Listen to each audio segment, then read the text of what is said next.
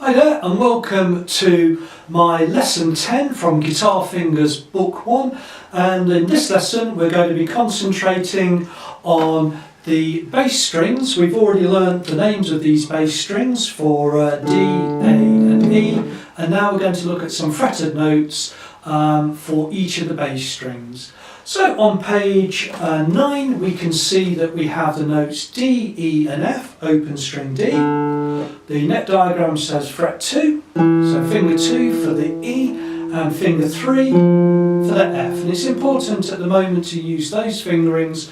It will help you navigate around the guitar neck. So D, E and F. When we look at those musically on the stave, you can see D dangles below the music stave, so that's one that we mentioned before. E is the bottom line of the music stave, so that's kind of an easy one to remember. Just remember the bottom line is E, and then F is the first one in the space. Okay, the bottom space of the music stave. And in fact, those notes will spell face, F-A-C-E, for the spacers, so that's a nice way of remembering as well. In this exercise, which is exercise 18, the string 4 jig, so we're only going to use the notes on string 4. Really important to get these in your playing now, because it's going to give us lots of scope for playing great songs with additional melody notes or bass notes as well. A jig is a lively song, as it says, so you can kind of repeat this as many times as you like and get faster and faster. I put P to remember to use your thumb all the way there. It doesn't mean quiet in this kind of notation, it just means P for your thumb. So a good way to start is to go D, E, F, E, F, E, D for 2. D, D, E, F, E, F, E, D. And just saying those will really help your playing and recognition of the notes. Remember, there's only one note on a line, it's the bottom line, it's E, and the rest are effectively in spacers, so it helps us differentiate the notes. So, just starting off, we get D, E, F, E, F, E, D for 2. D, D, E, F, E, F, E, D for 2. D, F, E, D, F, E, D, E, F, E, D, E, D, D, E, F, E, F, E, D. Right, so it doesn't sound too much at the moment, does it? It just sounds like a bunch of notes. So let's put an emphasis on beat 1, so we get 1, 2, 3, 1, 2, 3. A little bit more of a dance feel maybe by doing that. And let's see what that sounds like.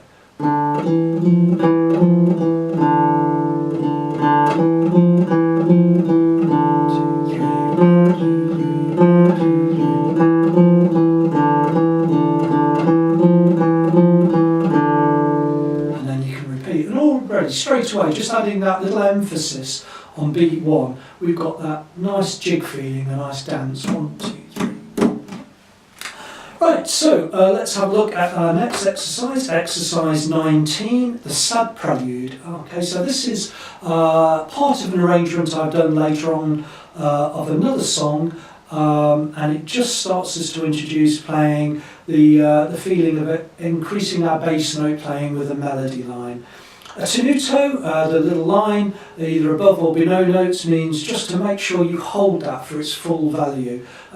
It's easy when it's an open string because it will just ring on. So in the first bar we've got 1, 2, 3, 1, 2, 3, that rings on no problem. The next bar we've got an E, 1, 2, 3, and then an F, 1, 2, 3, back to E, 2, 3. Now, you've got a nice texture there of the rich bass note and the high note. So if we leave that, if we lose that E and the F, it just doesn't sound as good because we've got this lovely open string to start with. All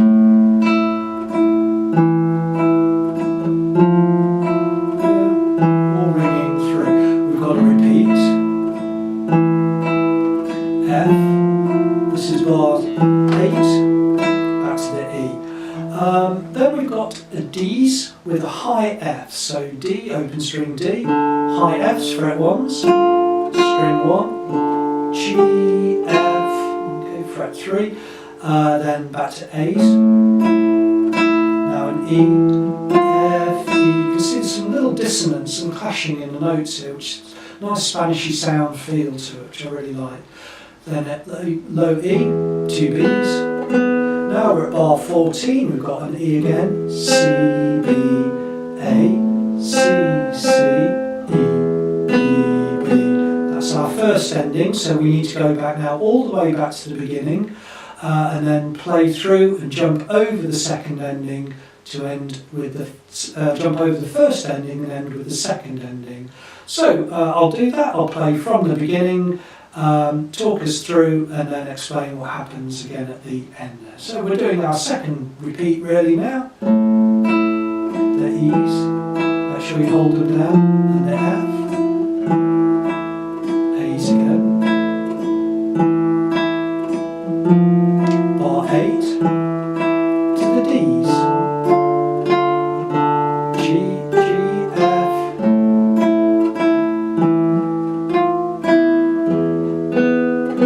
Now I'm in bar 14, so I got C, B. I jump over the first ending, go to the second ending, A, C, B, A. Okay, so just playing those couple of bars. Okay, so we get a nice finish to the song. It doubles the length, which is quite nice. We'll now look at notes on string 5. So we've got open string A, shown in the neck diagram, fret 5, string 5, fret 2 for the B, and fret 3 for the C. Okay, so that's open 2, 3, A, B, C on string 5. Musically, the two notes we've done, one note we've done already, A, 2 lines down on the line. Then we've got a B, which is below the single ledger line, so in a space, and then C on the ledger line. Okay, looks like planet Saturn. C, the note with a ring through it. C for Saturn. It's not spelled with an S. With a C, of course, it's spelled with S, but it's a nice way of just doing a little remembrance thing on it. The fifth string stomp uses the notes on string 5 and only those, so this will help us learn those notes. So again, look for notes on lines and spaces. So we get A, C, C, B, B, A, C, C, B, B. So just notes C, fret 3, B on 2. A, C, C, B, B, A, C, C, B, B. Again, A, C, C, B, B, A for 4. Then C, A, C, A, C, B, A. Again, it doesn't sound too much, just kind of on its own, but if we get a bit of a feel, a bit of a stompy sound, a strong thumb, we should get something nicer coming out.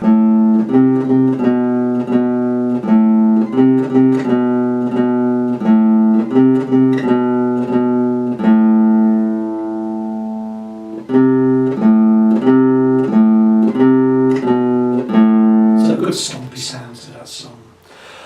This leads us now to the bass note jig. With strings 4 and 5, and you can see from the note finder at the bottom of the page there, that tells you again all these notes are. So keep looking for those diagrams. So we start off with A, B, C, D, E, F. Okay, so again. E, F, E, E,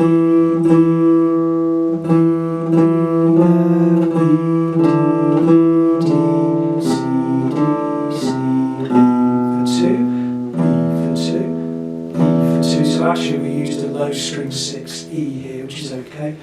We'll repeat that, and then the second ending time we just end up with A, B, C, B, A. Okay, so I'll play the second repeat through with the second ending.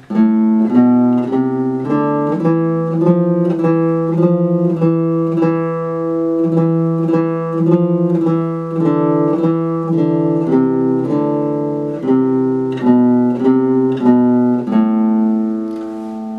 I hope that's helped you learn the notes on strings 4 and 5, and the next lesson we're going to put all those together with some new notes on string 6.